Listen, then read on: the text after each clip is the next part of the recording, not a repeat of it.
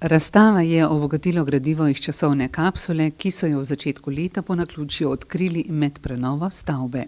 V skrinjici je bila najdena spomenica, originalni rokopis te spomenice, potem je bilo najdeno kar nekaj časopisov, ki so išli v tistem času, torej 1897. septembra meseca, v glavnem so časopisi iz tistega časa, poleg tega je bila najdena tudi ena fotografija Kranja, ki kaže tloris, oziroma tudi sliko gimnazije, ne.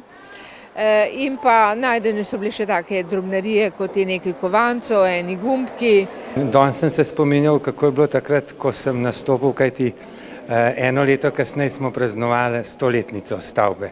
Jaz sem mislil, da bo to tisti eden izmed največjih jubilejev, ampak potem je pa se lani zgodilo, kar se je zgodilo, da smo odkrili kapsulo in zaradi tega seveda zdaj praznujemo tudi 120-letnico. Pri pripravi razstave je sodelovalo 22 dijakov mednarodne mature, ki so poskrbeli za vzdušje, ki je vladalo leta 1897, ob samem odprtju nove gimnazije Kranj. Dijaki so bili oblečeni tudi v kostume tistega časa, nastopil je seveda tudi ravnatelj tistega časa, to je bil Josip Hubat.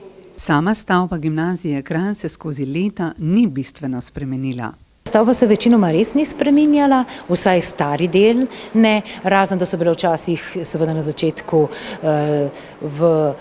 v učilnicah kamini, da je bil WC drugačen, prezračevanje drugačno, da je imela stavba več dimnikov. Velika sprememba se je seveda zgodila leta 1979, ko je kranjska gimnazija dobila prizidek.